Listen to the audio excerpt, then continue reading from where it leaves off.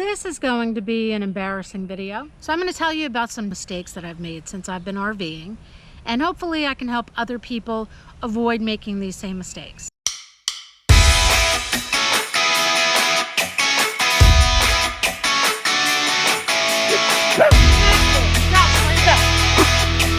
I've been living the RV life for about a year now, and over that period of time I made a lot of stupid as well as some costly mistakes.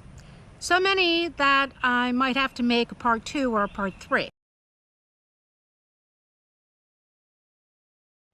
I had a whole lot of errands that I had to run before I was going to leave. So I waited until the last minute to even pack my RV. My sister's property where my RV was parked, the only place that I could park it on her property was a steep incline like this, okay? So I couldn't even really do anything inside my RV with that kind of steep incline. I actually had to take it to the local state park just to have a level place to be able to unpack all my stuff and organize everything. So I really didn't even learn how to use anything in my RV until I actually got to my first campground. I didn't get to the campground till 8:30 at night, so it was already dark by then. First thing I wanted to do was plug in my RV to the shore power. I didn't know how to do that, and it was dark out. I did have a flashlight, I think, but I couldn't figure out where my power cord was. So I actually went to the camping store and bought a 30 amp power cord, which I didn't need because I finally found the power cord compartment on the outside. So I managed to plug it in. I also didn't know that the lights inside my RV worked on battery, so I didn't even attempt to turn the lights on in my RV until I got it plugged in. So I'm working in the dark with a flashlight. Then it was kind of chilly because it was in New Jersey in mid-April, and I wanted to turn the heat on. However, I did not know how to use my propane. I was turning the heat on the thermostat on. However, I hadn't turned my propane on so that the heat could work. And it took me a while to figure out that I had to go outside and open up the propane compartment to turn the propane on from the outside to get the heat to work. So yeah, it was kind of a nightmare. I wish that before I had left, I had figured that out. It would have made things easier for me once I got to the campground.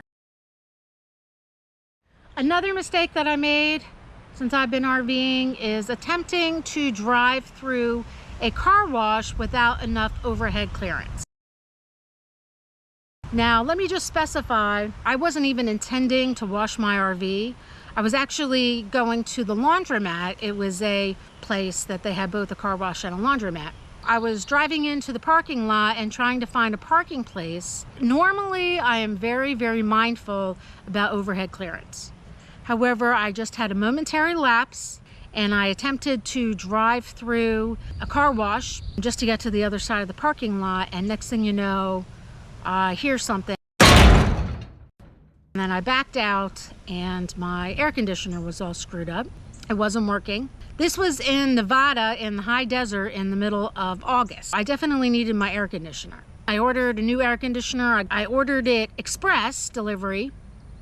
However, it took 2 weeks to get there, which is a whole other story. In the meantime, I didn't have air conditioning. It was over 100 degrees.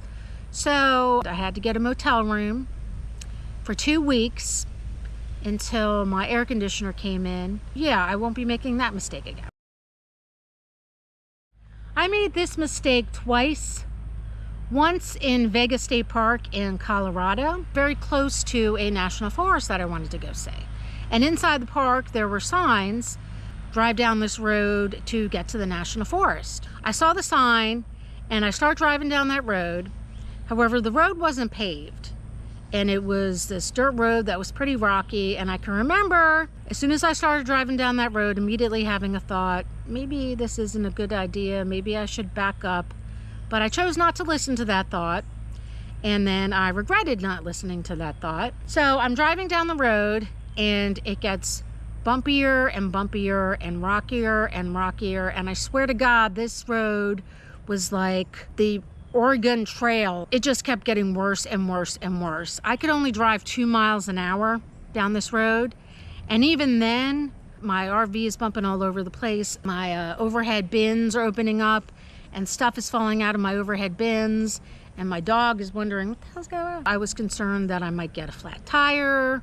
I might damage my RV. There was no place to turn around, okay? This was a pretty narrow road and it just kept getting worse and worse. And it was 12 miles to the national forest that I wanted to get to.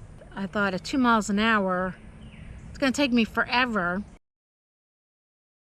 But I don't know where to turn around. Finally, I ended up coming to this area where there was like a small amount of water that was crossing over the road. And then there was a sign that said, "Road impassable in high water." And I thought, there is no way that I'm gonna attempt driving through that water. Like, this is the point where I'm gonna stop and turn around. It was hard for me to turn around because there wasn't much space, but I finally managed to do it. And I'm driving back. There were 2 ATVs that passed me. And I swear to God, these people were laughing at me. I'm sure they were thinking, why on God's great earth would anybody in a motorhome be attempting to drive down this road? So finally, I managed to get back. No damage to my RV. The whole fiasco only lasted like 30 minutes, but I was stressed and drained, and I wanted to just go back to my campsite and call it a day. Hopefully, I won't be doing that again.